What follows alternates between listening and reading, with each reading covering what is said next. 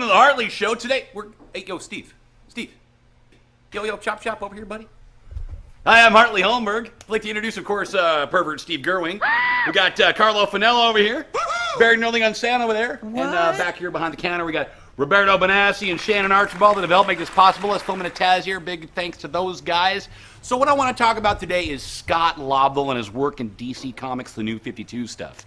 About a year ago when we did a segment on the New 52 before it came out, I said a lot of stuff about Scott Lobdell, like how he sucks ass and he's basically rancid penis drippings and things like that aren't very nice about the guy, because the stuff he'd done before the New 52 was, well, rancid ass droppings. It was horrible diarrhea crap.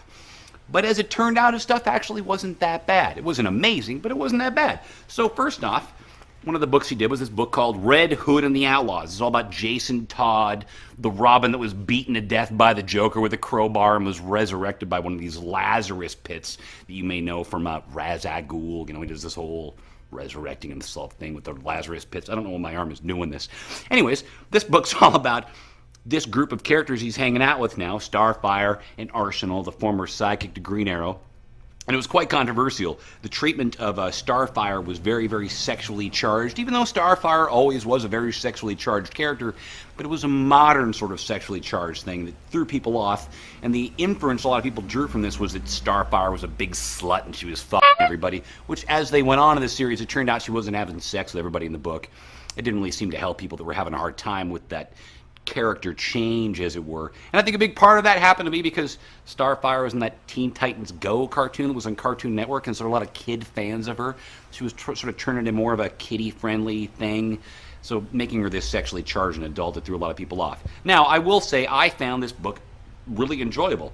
But of course, having said that, I had to read it 3 or 4 times and sort of get the idea of what she used to be out of my head and just learn to accept sort of this new take on her. And when I did that, I quite liked it, but it was a bit jarring at first. Now, Kenneth Rocketfort's art is just fantastic. If I could just show you a little bit of this stuff here. Just a fantastic artist. And I really quite enjoyed this series when he was on the book. This is also a great issue here, great last page to open it up to. Once he left the book, it lost a lot of direction. I felt that it sort of meandered a bit. Here we got the latest issue of it, number 13, which is all about this adventure in space they're taking. And they've got Starfire in this new, less revealing and boring outfit. And this new artist guy, he's okay, but he's also a little on the boring side here. I'll show you a little bit of that. Great coloring going on there, but I find this artist sort of, he's all right. He's just not Kenneth Rocketfort, who is, that guy's a fucking rocket science of comics. Rocket science of comics? He's a, what the fuck is wrong with my mouth? One of the other books that Lobdell launched was Superboy that was surprisingly good. But again, as it went on, it lost a little bit of direction, and thankfully, Lobdell seemed to recognize this, and he's not the writer on the book anymore. Now you've got the new writer on it is Tom DeFalco of Spider-Girl pseudo fame, if you're familiar with that character. And I think it's actually finding itself a little bit more with Tom DeFalco on it. I think he's probably a slightly better suited writer for this.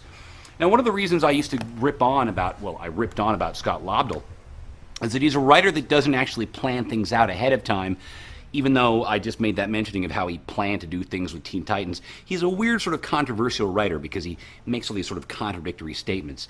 For one, he's mentioned many times he doesn't like to actually plan things out. He'll have some big splash page in panel with some big reveal that even he doesn't know what the actual reveal is, sort of deal. He'll introduce things like, say, there's this one guy that can kill everybody, and then when the editor will say, so who's this guy? Like, I don't know. I write by the seat of my pants.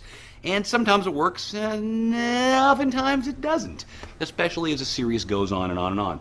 Now, he's moved on. Now he's writing Superman, and that's where the artist Kenneth Rocketfort that he had with on Red Hood and the Outlaws has moved with him to this book, and I think it's absolutely fantastic. The first issue of Superman he did was this annual that was pretty good, although a little weird. It was jumping all over the place story arc wise, but I'm a big Superman fanboy, and I really enjoyed this issue. And then his first main issue with Kenneth Rocketfort here I thought was brilliant. I'll just open her up and take a little quick boo on the inside so you can check out Rockefort's sexy art. Check this shit out, man. Rocketfort.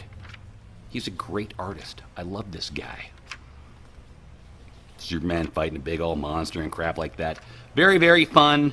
I enjoyed this issue a heck of a lot. Even though there is a funny little moment here where Superman gets hit and he goes, I've never been hit that hard. But then in the annual, the first issue he wrote that came out beforehand, he gets hit really hard and says, I don't think I've ever really been hit that hard. I don't know, maybe Superman's getting brain injuries or something. I don't know. So there you have it. Scoot Lobdell. He's not as bad as I thought he was going to be. In fact, he's actually been quite entertaining, particularly at the outset of all this stuff. Quite good. There's been a little bit of direction lost, but I am finding his stuff particularly entertaining at the moment.